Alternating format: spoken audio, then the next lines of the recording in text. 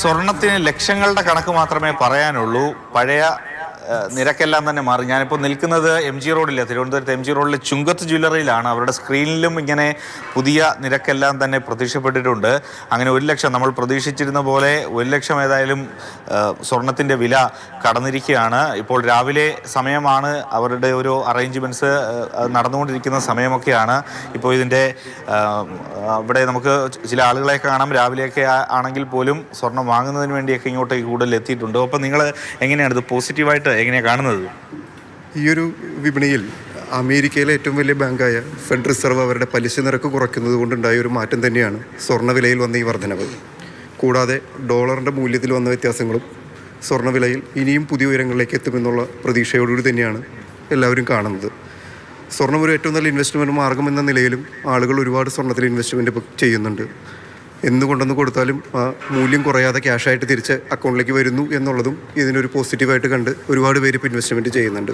ഈ ഒരു സുരക്ഷിത നിക്ഷേപം എന്ന് കരുതുന്നവർ ഒരുപാട് പേര് സ്വർണം മേടിക്കാൻ വരും. പക്ഷേ ഈ അല്ലാതെ ഒരു ആവശ്യങ്ങൾക്കൊക്കെ വേണ്ടി മേടിക്കുന്നവരൊക്കെ വരുമോ? എങ്ങനെയാണ് ഇനി ഒരു കച്ചവടത്തിൻ്റെ ഒരു പ്രതീക്ഷകളൊക്കെ? സാധാരണക്കാരെയും ബാധിച്ചിട്ടുണ്ട് എന്ന് വിചാരിച്ച് ആരും മാറ്റി വയ്ക്കുന്നില്ല. ഉള്ള ആഭരണങ്ങൾ മാറ്റി പുതിയതിലേക്ക് മാറ്റിയെടുക്കുന്നുണ്ട്. ആ ഒരു രീതി കാണുന്നത് തന്നെയുണ്ട്.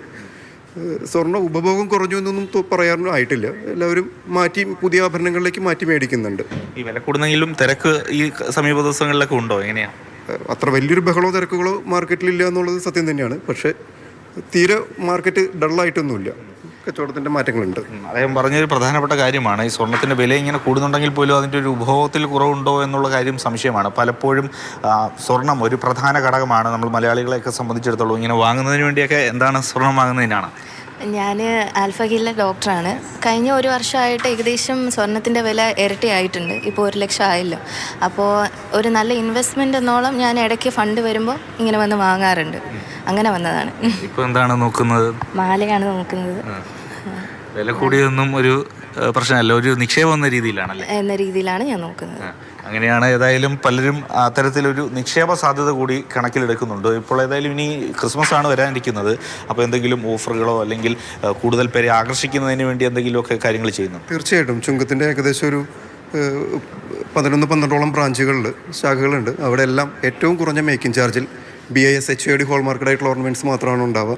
അതിന് ഏറ്റവും മേക്കിംഗ് ചാർജ് ലോവസ്റ്റിലാണ് നമ്മൾ ചെയ്യുന്നുണ്ടാവുക. ഈ ക്രിസ്മസിൻ്റെ ഒരു വെക്കേഷൻ വിപണിയെ കൂടുതൽ മൂല്യങ്ങളിലേക്ക് എത്തിക്കുമെന്ന് തന്നെ നമ്മൾ പ്രതീക്ഷിക്കുന്നു. സ്വർണ്ണവിലയിലുള്ള ചാഞ്ചാട്ടങ്ങൾ കച്ചവടത്തിനെ തീരെ ബാധിച്ചു എന്ന് തോന്നുന്നുമില്ല. ഇനിയിപ്പോൾ എന്താണ്, കൂടാനാണോ നേരിയ തോതിലൊന്ന് കുറയാനാണോ, എന്താണ് ഒരു സാധ്യത നിങ്ങൾ മുന്നിൽ? പറയുന്ന പ്രഡിക്ഷൻസ് വെച്ചിട്ട് ഏകദേശം ഒരു 1.10, 1.12 സ്വർണ്ണവില എത്തും സമീപ ദിവസങ്ങളിൽ എന്ന് പറയുന്നു. ഇപ്പോൾ $4,420 ഒരു ട്രൈ ഔൺസിൻ്റെ ട്രേഡിംഗ് നടന്നുകൊണ്ടിരിക്കുന്നത്. വിപണി വില ഇനിയും കൂടുന്നു തന്നെയാണ് പ്രതീക്ഷ വരുന്നത്. ഏതായാലും ഒരു പ്രതീക്ഷയാണ് ഈ സ്വർണ്ണ വ്യാപാരികളെല്ലാം തന്നെ പങ്കുവയ്ക്കുന്നത്. ഇനി ഏതായാലും ഇത് എങ്ങനെയാണ് നമ്മുടെ സമൂഹത്തെ ബാധിച്ചിരിക്കുന്നതെന്നുള്ള കാര്യങ്ങളൊക്കെ ഇനി കൂടുതൽ വിശകലനങ്ങളിൽ നിന്നും വരും ദിവസങ്ങളിൽ നിന്നുമെല്ലാം അറിയേണ്ടതുമാണ്.